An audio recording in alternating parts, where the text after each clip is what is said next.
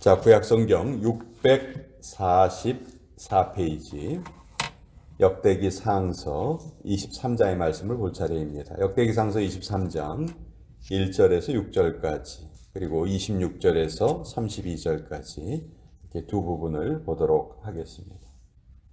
먼저 역대기 상서 23장 1절에서 6절까지의 말씀을 우리 받들어 읽도록 하겠습니다. 시작.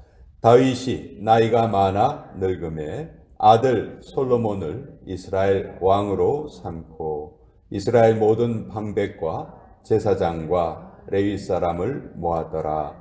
레위 사람은 30세 이상으로 계수하니 모든 남자의 수가 3만 8천 명인데 이 중에 2만 4천 명은 여호와의 성전의 일을 보살피는 자요 6천 명은 관원과 재판관이요 4천 명은 문지기요 4천 명은 그가 여호와께 찬송을 드리기 위하여 만든 악기로 찬송하는 자들이라.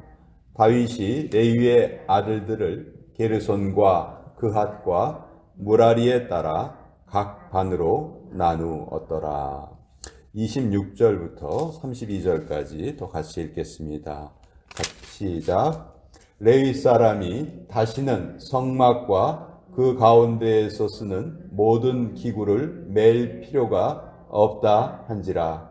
다윗의 유언대로 레위 자손이 20세 이상으로 계수되었으니 그 직분은 아론의 자손을 도와 여호와의 성전과 뜰과 골방에서 섬기고 또 모든 성물을 정결하게 하는 일, 곧 하나님의 성전에서 섬기는 일과 또 진설병과 고운 가루의 소재물, 곧 무교전병이나 과자를 굽는 것이나 반죽하는 것이나 또 모든 저울과 자를 맡고 아침과 저녁마다 서서 여호와께 감사하고 찬송하며 또 안식일과 초하루와 절기에 모든 번제를 여호와께 드리되 그가 명령하신 규례에 정한 수요대로 항상 여호와 앞에 드리며 또 회막의 직무와 성소의 직무와 그들의 형제 아론 자손의 직무를 지켜 여호와의 성전에서 수정드는 것이더라. 하나님의 말씀입니다. 아멘. 자, 다윗은 평생의 소원이었던 성전을 건축하는 일, 그것을 자기가 짓지 못한다는 말을 들었지만 낙심하지 않고 자기 아들 솔로몬이 그것을 잘 지을 수 있도록 참 열심히 준비를 했습니다. 근데 다윗이 준비한 게 그런 어떤 성전을 지을 재료만 준비한 것이 아니라는 것을 우리가 깨닫게 되는데요. 어떻게 보면 그 재료를 만드는 일보다 더 중요한 것을 다윗이 열심을 다해서 자기의 지혜를 다해서 지금 하나님 앞에 헌신하는 모습을 우리가 역대기 23장에서 보게 됩니다. 자, 23장 1절에 보면 다윗이 이제 나이가 많게 되었습니다. 그리고 솔로몬에게 왕위를 물려주었습니다. 그리고 모든 지도자들과 백성들에게 부탁을 하죠. 내 아들 솔로몬을 잘 보필해 달라. 특별히 내 아들은 성전을 지어야 하는 그런 막중한 책임을 지게 되는데 그것을 잘 도와달라. 이렇게 부탁을 합니다. 자, 그리고 다윗은 이제 어떤 일을 하냐면 성전 그 자체보다 더 중요한 것은 성전에서 행해지는 일이죠. 성전에서는 하나님께 계속해서 제사를 드려야 됩니다. 또 제사를 드리는 일을 감당하기 위해서는 성전 안에서 이루어져야 하는 여러 가지 일들을 누군가가 감당을 해야 합니다. 그래서 그것을 감당할 수 있는 그 사람들을 준비해요. 이것이 바로 3절에 나와 있는 레위 사람들을 계수한 겁니다. 레위 사람들의 숫자를 다 세보니까 3만 8천 명에 이르렀습니다. 이 3만 8천 명을 나누어요. 어떻게 나누냐면 4절에 그 중에 2만 4천 명은 여호와의 성전의 일을 보살피는 자요 실제로 이 2만 4천 명을 24반으로 나눕니다. 그러니까 한 반에 약 1,000명 정도죠. 이 1,000명이 1년에 2주일씩 이 레위 사람들이 1,000명씩 나누어져서 이 성전에서 직접적으로 제사 드리는 그런 일을 맡아 본 거예요. 그리고 그 중에 6,000명은 관원과 재판관이요. 여러분, 우리 여호수아가 죽을 때 후계자를 세우지 않죠. 왜 후계자를 세우지 않았는가 우리가 궁금했죠. 근데 여호수아가 죽을 때 땅이 다 나누어지고 12지파가 다 땅을 배분받아서 각자 배분받은 땅으로 가는데, 여호수아의 생각은 그 각각 배분받은 땅에 레위 족속들을 위한 성읍을 다 마련을 하고 레위 족속들을 그 성읍에 48개의 성읍에 나누어 살게 했어요. 그리고 그 자기를 대신할 그 지도자는 세우지 않았지만 각 곳에 흩어진 레위 사람들이 그 흩어진 백성들을 하나님 앞으로 잘 이끌어 주기를 바랬던 것이죠. 그래서 여호수아는 지도자를 따로 세우지 않았던 거예요. 근데 문제는 그 레위 사람들이 그 역할을 제대로 잘 못했기 때문에 나중에 그 사사시대의 그 어려움이, 영적인 어려움이 나타나게 된 것이죠. 자, 여기에도 보면 그 6,000명을 관원과 재판관으로 세웁니다. 관원과 재판관이라는 것은 오늘날 말로 하면 공무원, 아니면 또 법원에서 일하는 어떤 판검사들, 이런 역할을 하는 사람들을 레위 사람들에게 맡겼다는 것이죠. 그리고 4,000명은 문지기요, 또 4,000명은 찬양대로 세웁니다. 아니, 문지기가 무슨 문이 4,000개가 되나 그런 뜻이 아니고요. 여기에 문지기라는 것은 꼭 문을 지키는 파수꾼만을 말하는 것이 아니고요.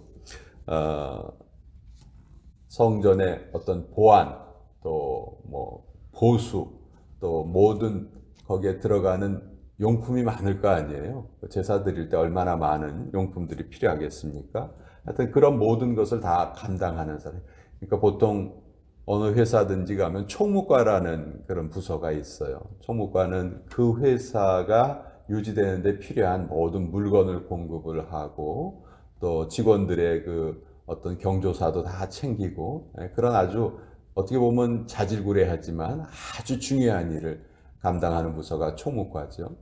여기에 문지기는 그런 총무과에 해당하는 그런 사람들이다. 그렇게 이해를 하면 될 것 같아요.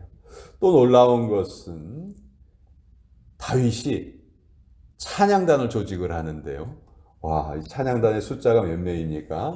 4,000명이나 됩니다. 물론 이 4,000명이 다 항상 모두 다 모여서 찬양을 드리는 건 아니었을 거예요. 다 자기의 또 생업이 있고 하기 때문에 이 4,000명 중에서 교대로 이렇게 찬양을 드리도록 준비를 했겠죠. 근데 직접 다윗이 악기를 제작하기도 합니다. 4,000명은 그 찬양단 4,000명이 그가 여호와께 찬송을 드리기 위하여 만든 악기로 찬송하는 자들이라. 다윗이 얼마나 음악적인 재능이 뛰어났는지 우리가 또 알 수 있죠. 하나님이 다윗에게 참 많은 것을 부어주셨는데요. 우리가 생각하기에는 좀 서로 안 맞는, 다윗 하면 우리 먼저 떠오르는 이미지는 전장에 나가서 적군과 함께 전쟁을 하는 그런 강인한 남성의 이미지가 다윗의 첫 번째 이미지예요. 그런데 그런 다윗이 또 가장 음악적인 재능을 많이 타고난 사람이에요. 시도 많이 짓고, 또 노래도 잘 부르고, 또 악기도 아주 잘 다뤘죠. 그가 악기를 다루니까 악신이 떠날 정도로 그렇게 다윗이 악기도 잘 다루었습니다. 거기에 그치지 않고 직접 자기가 만든 악기도 있었어요. 악기를 만들어서 그것으로 하나님께 찬양을 드리도록. 그러니까 어떻게 보면 성전의 겉모습만 준비한 것이 아니고 그 겉모습보다 더 중요한 속모습을 가득가득 채워놨던 그런 인물이 다윗이다. 그러니까 어떻게 보면 정말 솔로몬은요, 건물 짓는 일만 한 거예요. 건물 짓는 일만 하고 그 모든 준비 또 그 건물에서 행해질 일을 다윗이 열심을 다해서 준비를 한 것입니다. 자, 이런 그 일을 감당을 하는 레위 사람들의 그 이름들과 또 그 지파별로 어떤 일을 맡았는지 그것이 이제 역대기 상서 23장부터 27장까지 이렇게 쭉 기록되어 있어요. 아마 이 부분도 우리가 성경 통독을 할 때에는 좀 읽기 어려운 부분 중에 한 부분이에요. 왜냐하면 사람들의 이름이 쭉 나열되어 있거든요. 우리가 보기에는 지루하게 이름이 나열되어 있는 것 같이 보이지만 이 이스라엘 사람들에게는 정말 정말 중요한 명단이에요. 하나님을 섬기기 위해서 이렇게 사람들이 선택이 되었고 이렇게 열심으로 하나님을 섬겼구나. 그러니까 역대기를 지었던 우리 이제 느헤미야가 에스라가 이 역대기를 지었을 것이다 우리가 추측을 하는데 에스라가 포로들을 이끌고 나라가 망한 후에 포로들을 이끌고 다시 예루살렘으로 돌아왔잖아요. 그리고 그 돌아온 포로들과 함께 우리 이러이러한 나라를 다시 세우자. 다윗과 솔로몬의 왕국을 다시 부활시키자. 근데 다윗과 솔로몬의 시대가 가장 중점적으로 그러니까 다윗과 솔로몬 시대를 한마디로 말하면 성전의 시대라는 거예요. 성전. 다윗은 성전을 계획했고 솔로몬은 성전을 실제로 지었고 그때 하나님의 영광이 이스라엘에 가득했다. 우리 그 시대를 회복하자. 그래서 성전에 대한 강조를 아주 많이 하고 있습니다. 그래서 이스라엘의 역사를 여호와의 성전이라는 그 하나의 렌즈로 봤던 그런 책이 이 역대기서예요. 또 에스겔서도 마찬가지죠. 에스겔서도 포로로 끌려간 상태에서 하나님께서 에스겔에게 환상을 보여주시는데 하나님의 영이 여호와의 성전을 떠나셨다가 나중에 다시 그 성전에 여호와의 영이 돌아오는 모습을 환상으로 보여주시죠. 그러면서 이스라엘의 중심은 성전이다. 오늘날로 말하면 우리가 이렇게 교회에 모여서 예배드리는 것이 이것이 우리 삶의 중심이다 하는 것을 미리 보여주는 모습이 역대기와 에스겔서의 모습이다. 그리고 그곳에서 열심을 다해서 일하는 사람들의 그 영광, 기쁨을 말하고 있습니다. 병원에 가보면 의사하고 간호사들만 있지 않아요. 그 병원을 유지하기 위해서 정말 수많은 사람들이 함께 일을 하죠. 관리하는 사람도 있고, 청소하시는 분도 있고, 요리하시는 분도 있고, 뭐 거기 수납하는 분도 있고, 이런 누군가의 섬김이 있어야만 의사가 환자들을 치료할 수 있고 간호사가 환자들을 돌볼 수 있어요. 그분들이 그 다른 일을 다 같이 감당할 수가 없겠죠. 또 교회도 마찬가지입니다. 교회가 목회자만 있는 것이 아니고 다양한 여러 가지 역할을 맡은 성도님들이 정말 이름 없이 빚도 없이 최선을 다해서 섬기는 그것이 교회고 그래야지만 교회가 교회 역할을 잘 감당할 수 있는 것이죠. 그래서 우리 이 다윗이 성전을 짓기 전에 미리 준비한 이 모습들을 보면서 우리는 큰 깨달음을 또 얻게 됩니다. 이 교회라는 이 예수 그리스도의 몸으로 상징되는 이 교회가 어떤 일반 조직이 아니고 살아있는 유기체와 같다. 저와 여러분들이 정말 하나로 다 연결되어 있는, 영적으로 연결되어 있는 존재들이다. 그리고 그런 연결을 통해서 그 가운데 하나님께서 그 중심에 좌정하시고 우리의 삶을 하나하나 이끌어 가시고 또 각자 필요한 재능을 나눠주신 그 하나님께서 그 재능을 가진 사람들을 함께 모으시고 그들이 함께 연합하여서 하나의 교회를 잘 이루고 섬기게 하신다는 것 다시 한번 우리가 깨닫게 됩니다. 자, 오늘 이 말씀 같이 나누어 보았습니다.